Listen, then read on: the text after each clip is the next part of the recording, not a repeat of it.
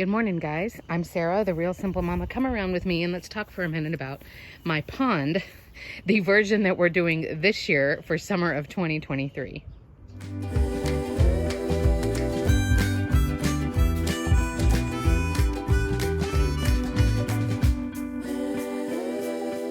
So good morning, everybody. I have struggled with keeping a pond here in zone 8B. I'm in South Central Texas, but I've got a setup that's kind of working now and it's pretty simple.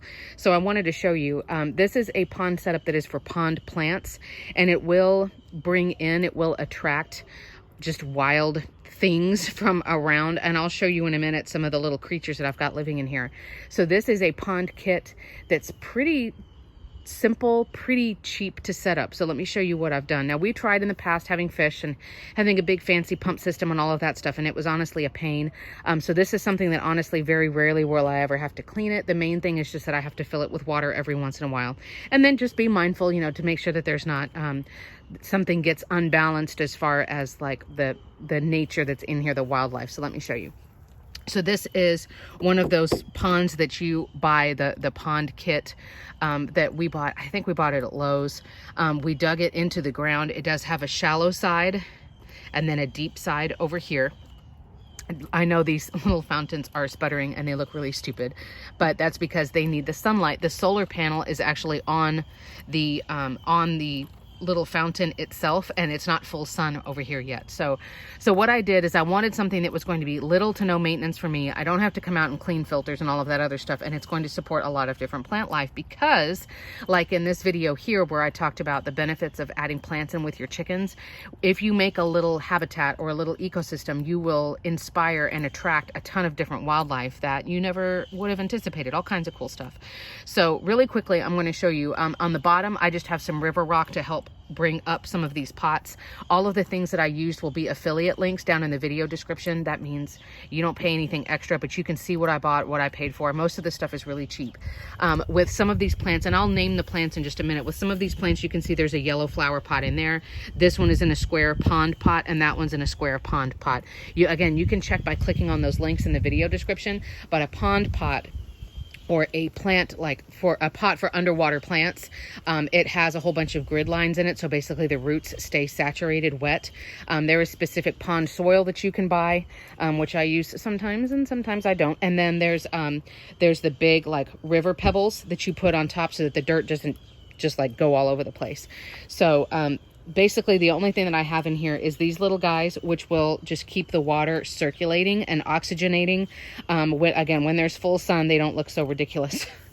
But those are really cheap. Again, the only other thing that I used was a couple of the pond pots, I think 2 bags of the special pond soil, and then some of those river pebbles, just so that the water doesn't get all cloudy. But that's it. I don't have anything else in here. I'm not cleaning out the water or anything like that. Now that means this algae that's right here, if it starts to get too much, I'm going to have to come and scoop it out. But because we're focusing on pond plants, I didn't feel the need to have like a huge filter or anything like that. The other thing is, have you noticed yet? I have hundreds and hundreds and hundreds of tadpoles in here who are eating the plant matter. So I'm going to zoom in on the rocks. See them? Right now it's shady, so they're being pretty lazy. I mean, they're the typical babies, right? Like they eat and they poop and then they fall asleep because they're so tired from eating and pooping. And then they wake up and they're hungry. So they're all along the side here. See, there's hundreds more. I'm gonna zoom around over this way.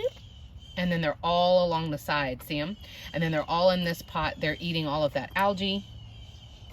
So right now we've got a ton of tadpoles. I know we have Texas chirping frogs. We have different kinds of toads and frogs around here, all different kinds of geckos, lizards, and owls. There are some snakes that have been coming by, little snakes. These are not venomous snakes or anything that's dangerous for your kids or your dogs or anything like that. But I mean, like I said, you've created a habitat, and so now you've got prey, so you're going to attract some predators. So we caught this mama snake over here a couple of weeks ago eating some of the tadpoles. So it's just been really, really, really cool. I just use hose water. I don't get any kind of Novaqua or any other kind of water purifier. This is just tap water out of the hose. We're not going to do anything special. And so far these plants are thriving. We've had them in here for almost a month. And like I said, at the end, I'll go through and name all of the plants for you if you care of it. But I've known people to go get pond plants out of like ditches, or most nurseries will have them. You can even order like lily bulbs and water plants and stuff. Like, you can order them on Amazon. So it's something that's like literally zero maintenance, because I wanted this pond here. We dug it here a few years ago, but I don't have time to come out and like, you know, lovingly clean out the filter and scrub everything like with my toothbrush, or like, I don't have time. So this was sort of an experiment. Again, the risk was very low. The cost was next to nothing. So now we're just going to give you the rundown of the different plants that I have. And we're not trying to keep like, this plant has to stay here and this plant stays right here, and we're just letting things do what they do. So this is called a chameleon plant. Yes, like the color changing animal chameleon. Mine is pretty green because it gets a lot of sun, but they can be darker green. You see there's pink and orange and yellow on them. That plant has withstood, I think, 2 or 3 freezes. That's like my OG. I've had that chameleon plant for a couple of years. He's super chill. And he is in one of those pond pots. I'm probably not even calling them the right thing, but you can see down in the description. And it does have the pond soil and then the little pebbles on the top, but it's growing out through the sides now. It's just super happy. The really broad-leafed plants that you see all throughout here is a water hyacinth, which will bloom, and it looks like a hyacinth, which are a winter bulb. I love hyacinths. They come in, let me think, pink, white, purple. They are one of my favorite flower smells. I think they smell just divine. They're incredible. The only thing with water hyacinth is that they can be really invasive. So you don't want to put them like out in a lake or in, you know, like wild water. I know that sounds weird.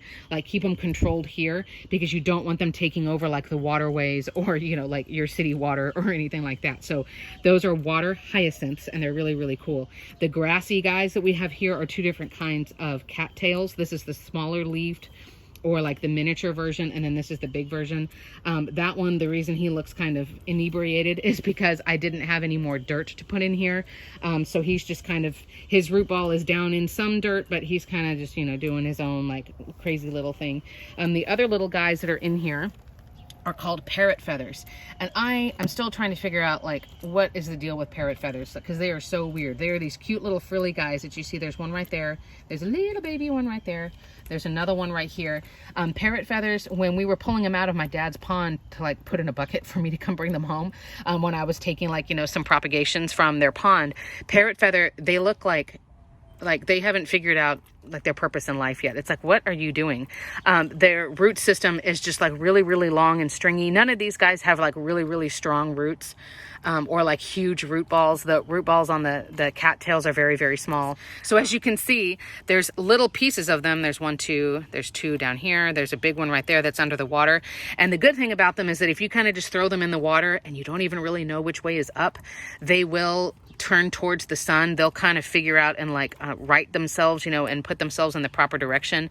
But they were just kind of like, I don't know what's going on. In fact, I'll zoom in right here. That's a baby parrot feather, and that's what their stems and roots look like. Like, it's just these like stalks, and that's it. So they were kind of hard to plant and place in here. So as you can see, I just kind of like put them in there and gave them a blessing and said, you know, good luck. Either you'll make it or you'll croak, and, you know, whatever. So, lots of different things going on here. We have, you know, birds that are coming to drink and things like that.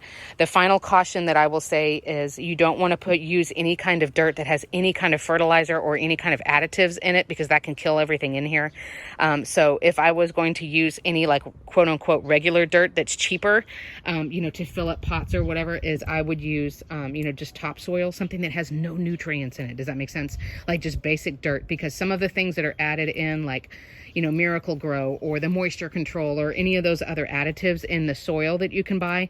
I mean, I don't know enough about it, but I would assume a lot of that stuff can kill pond plants. You can use a regular pot like I did, but of course on a regular pot, you only have the big hole in the top and then a couple of drainage holes in the bottom. So because otherwise those roots aren't going to stay like as wet, I make sure that my water line is up above the lip of that pot. Does that make sense? That way I know that there's always water in there.